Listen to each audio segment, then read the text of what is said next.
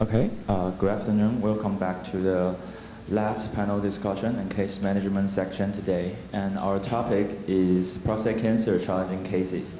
We are pleased to invite two experts in the field of GU cancers, Dr. Ronald Chen from the University of North Carolina and Dr. Stanley Dell from the University of Chicago. Okay, and I'm Tian Yun from Far Eastern Hospital. At first, I'm going to share a case of prostate cancer, M1B prostate cancer radiotherapy plan. Okay. In 2016, this 64-year-old male with a diagnosis prostate cancer T3A, N1, M1B, and the initial PSA was 31. Since the June of 2016, he received hormone therapy, which is lupulin Q1 months. And the PSA level decreased to 0.62 in September of 2016. And in September, he came to the National Taiwan University Hospital for the second opinion because of his hip pain. And so we are going to show his MR image and bone scan. And MRI of pelvis T1 phase, and you can see the regional nodal metastases and ischium bone metastasis here. And this coronal view and axial view, you can see the right extracapsular extension from the prostate. And this T2 phase image, the coronal view and the axial view, you can see the bilateral seminal vesicle invasions here and here. Okay. And the whole body bone scan we can obviously see the right ischium bone was there is a metastasis site. So from the March to May in 2017, he received the palliative radiotherapy, which is IGRT and in the prone position with endorectal balloon. And we divide the irradiated area to 3 sections. And the first is the prostate and involves seminal vesicles with 78 grades. And the second is gross lymphadenopathies and right ischial bone metastasis with 57.5 grades. And the uninvolved pelvic lymphatics are irradiated by 46 grade. And this is the dose distribution image. And the prostate here and pelvic lymphatics here and here. And the right ischial bone metastasis with 55 grades here. And the bilateral seminal vesicles with 78 grades. And this is the cumulative dose volume histogram. And in the first step of prostate plus seminal vesicles and pelvic lymphatics, the curve is here. And the lymphadenopathies and ischium bone metastasis, the curve is here. This green, bright green curve is for rectum during the first step. And unfortunately, we lost the image of the second step, the dose volume histogram. And we kept follow up the PSA level in the OPD from the 2017 to 2019. So after 2 years follow up, the PSA level decreased to barely detected, like below the 0.008. But this year in August, he came to our department, and because of the lower GI bleeding, he received the colonoscope, and radiation proctitis was found. This is the image. You can see the hyperemic and swelling change mucosa and the engorged vessels here. And so this radiation proctitis might result from the previous radiotherapy. And I'm going to share 2 trials from Lancet and European Urology. The topic is improved survival with radiotherapy added into androgen deprivation therapy for metastatic prostate cancer. So the first trial is STAMPEDE trial in 2018. These articles include about 2,000 metastatic prostate cancer patients, and the sites of metastases and metastatic burden and lymph node category and Gleason sum score are balanced at randomization. So this is the 3-year survival curve and 3-year failure-free survival curve. In the low metastatic burden groups, the radiation group was shown in the blue line, and the control group, which is hormone therapy alone, in the red line. So with combination with the radiotherapy, the survival curve are better in three-year follow-up. So you can see the three-year failure-free survival are significantly better. And in a pre-specified subgroup analysis, the metastatic burden in this forest plot, it favors the radiotherapy combined with the hormone therapy. But other subgroup analyses, like the age or WHO performance score and tumor status, nodal status, and Gleason score, have no obvious favors of radiotherapy or hormone therapy alone. And the second trial is HORA trial in European urology this year. And they included about 400 patients with osteometastatic prostate cancers. And also the Gleason score and tumor stage osteometastases are balanced at randomization. The overall survival and PSA progression-free survival also showed there is a better survival rate with hormone therapy plus the radiotherapy in the 15 months follow-up here, okay. But because the number of metastases in this trial are not pre-specified, so the confidence interval crossed 1. But we can still see there is a trend favor radiotherapy combined with hormone therapy, and the number of metastases below 5 in this kind of patients. So we have a brief conclusion here. The RT2 primary prostate tumor added into the hormone therapy in metastatic prostate cancer, we can find that there is a significantly better failure-free or progression-free survival with combination of radiotherapy. And then low-burden metastatic group, they have the significantly better survival by adding the radiotherapy. But our questions here is for this 64-year-old patient with T3B, N1, and 1B prostate cancer treated with hormone therapy, what would you recommend it for the role of radiotherapy here? So maybe no radiotherapy, or to the prostate and seminal vesicles, or include the lymph nodes or ischium bone metastasis, or only irradiated from on the ischium bone metastases.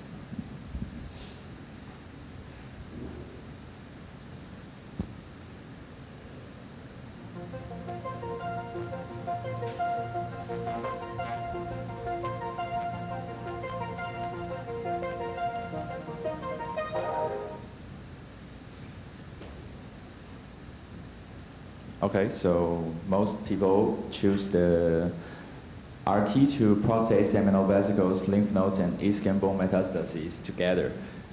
So let's invite the experts in this field to share their opinions. I'll start because I'm holding the microphone. Well, you made it easy because you said what happened and the outcome was good and the PSA was undetectable with a few years of follow-up. So that looks like it was a good answer. But I think, starting off, there actually isn't one nice and neat trial that actually tells you what the right thing is to do. So you could still make an argument to do any number of these things, but it is always very compelling to think about the consolidative therapy to all sites, especially when there's only one, especially when you're already treating a patient's pelvis with radiation. The trial that actually came to my mind before the HORAD and Stampede is the Stampede trial that tested the role of abiraterone with radiation for high-risk prostate cancer. So if I were to see this patient, we would have a multidisciplinary discussion, and we might be compelled to offer abiraterone and pelvic radiation and the bone met included in the radiation field. So Dan, would you, Stan, are you choosing D? Is that what you're saying? Yes. So I choose B. So I would radiate the prostate and seminal vesicles. I don't think there's a right answer, and I think this is a very good case because this oligo-met situation, I think it's a really rapidly evolving clinical situation. So I think for me, seeing these patients, I ask myself if I think I can cure the patient. And I think this patient has a bone metastasis and nodal metastasis, and I don't think I can cure the patient, probably. And so if I don't think I can cure the patient, I do think that the Stampede trial shows that radiating the prostate can improve survival. And so I would radiate the prostate to improve survival, but not to cure the patient. And I think, to me, radiating just the prostate, at least initially, minimizes side effects and can improve survival. And if there's other areas, if the bone hurts in the future, I can treat the bone in the future with SBRT or something. But my philosophy, and this is not the right answer, but my philosophy is I'll treat the prostate because that's where the evidence is. I'll treat the bone later if it hurts, but if it doesn't hurt, I'm not going to treat the bone. So I choose B. And what dose would you have given the prostate? So that's a very good question, and I'll ask the same thing to you. So for a newly diagnosed metastatic prostate cancer patient who's never been treated, to me, the question I ask myself is, what is their survival? And I think their survival without any treatment yet, and they still have hormone therapy, and then they have abiraterone, and they have a lot of treatment options. I think their survival is several years, 3, 4, 5 years, maybe longer. And so I am in favor of giving radiation to the prostate enough dose so I can give long-term local control. Because I think another reason I think to treat the prostate, one is to improve survival from the Stampede trial, but I think the other reason is if the local disease is not controlled, it can cause a lot of problems in the future. They cannot be able to urinate, so they need a Foley catheter, they may have bleeding. And so I think long-term local control is important. The Stampede trial treated a prostate with 2 different doses. One possibility was 55 gray and 20 fractions, which is a pretty high dose. That's 55 and 20 is almost like 60 gray and 20. So it's a hypofractionated regimen, but a pretty good dose. The other dose that the Stampede trial used was 36 gray and 6 fractions, which is almost an SBRT dose, because I think SBRT, we often give 36 gray and 5 fractions. So to me, I think the Stampede trial used pretty high biologic doses, either a hypofractionated dose or an SBRT dose. And so when I treat these patients, I usually use a hypofractionated dose. I choose 70 gray and 28 fractions, which is another hypofractionated. That's what I usually do in this situation. But you can give 55 and 20, you can give 60 and 20, you can give 36 and 6. But I do think for a newly diagnosed patient with several years of life expectancy, to me, giving a high biologic dose for long-term durable control, I think it's reasonable. What do you do? Well, this case is a little different because it has that bony met. So if you've made a decision to treat it, then that can modify your approach to how you deal with the prostate. But if I were not treating the bony met, then I would try to stick true to the Stampede trial that was reviewed, and I'd probably do the 20-day version. I'm comfortable with 55 to 60 gray in 20 fractions. I think it's well tolerated. There's a lot of data now on hypofractionation saying it's similar to the 39 fraction. And when you treat just the prostate in this situation, what are you contouring and what is your margin? I would just do if I were not treating the bony met and you're just staying true to the data and the Stampede, just the prostate, the GTV, prostate seminal vesicle disease involvement, plus whatever your IGRT setup is. Ours is 5 to 8 millimeters using fiducial markers, so I would do that approach if I were not treating the bony met. But yeah, I think more and more the data are emerging about being more aggressive with local therapy. Ron was talking about the life expectancy of the individual, and it's still early in the game, so you don't yet know how long he's going to live, but it's quite possible that he'll do much better than 3 to 5 years. He's had a great response to the hormonal therapy. If you give him abiraterone, the Stampede trial with abiraterone, Nick James shows an amazing outcome with radiation, where it's still early follow-up, but their 3-year outcomes show something like 6% failure rate. Failure-free survival is super high, 95%. So if you're going to go all in, then you could make an argument that adding that extra bony site is not really a significant added burden on him, and maybe it does give you a chance to get him off of the hormonal therapy in time. So in the cumulative effect of his quality of life, maybe the toxicity would be less. But this is a good case because it isn't a clear-cut thing, and there isn't any single trial that neatly answers his management. Okay. So let's welcome Dr. Stan.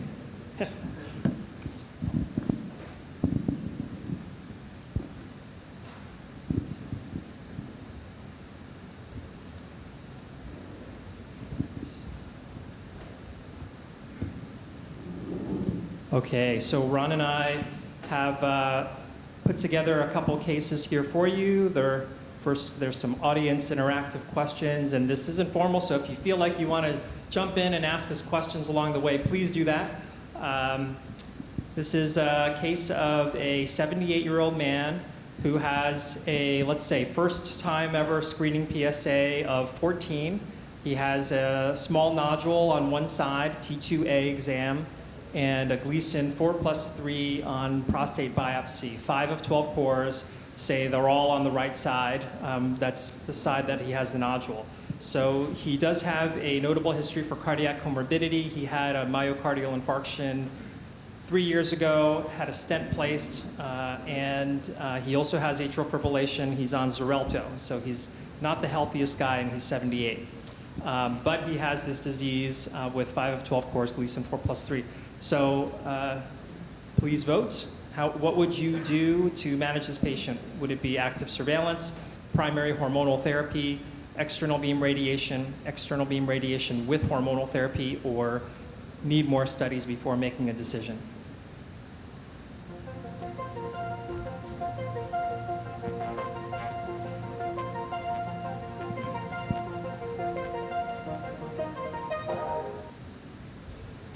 Okay, so we have a split of active surveillance, external beam radiation, external beam with hormonal therapy, which is the #1 response, and then need more studies before making a decision.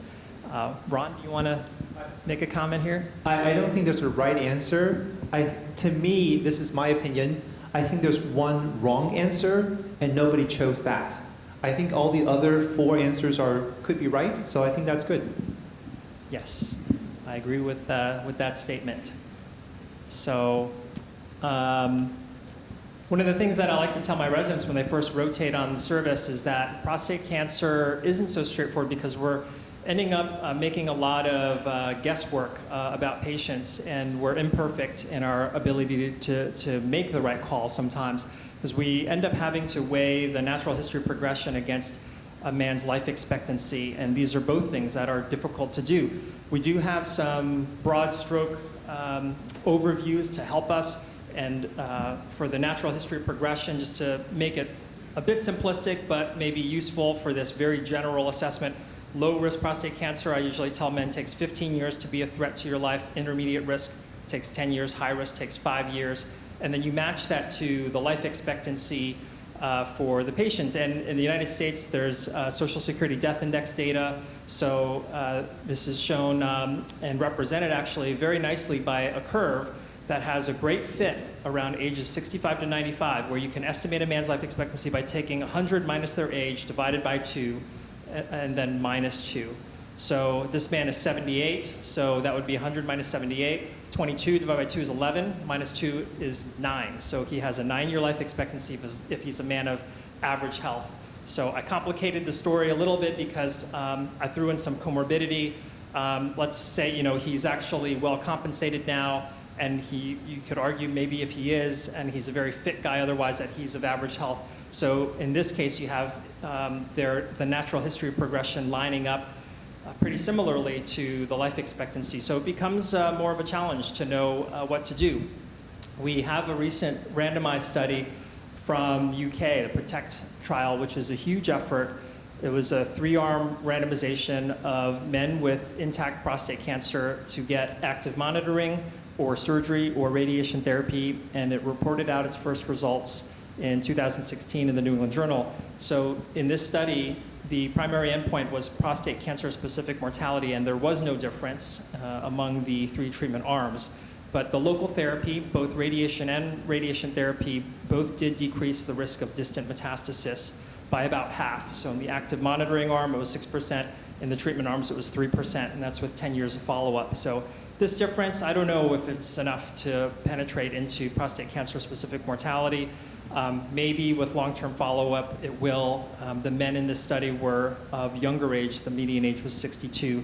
So it is possible that these distant metastases, which will increase over time, and that gap will spread, it may actually lead to some difference in mortality, but we have to wait and see. So, the competing risks of mortality are a really important consideration. And I think it's just always important to keep this in mind when you're reviewing how to interpret the data. So the MD Anderson trial, we probably all know 78 gray versus 70 gray. The classic trial that came out on the scene to endorse dose escalation with external beam. So when it updated its results in 2011, you can see these curves separate pretty widely the longer you follow them. So at 10 years, it's 73% versus 50% freedom from biochemical failure. So it sounds really impressive. But in just this past year, 20-year follow-up was reported, and they did an interesting, different way to analyze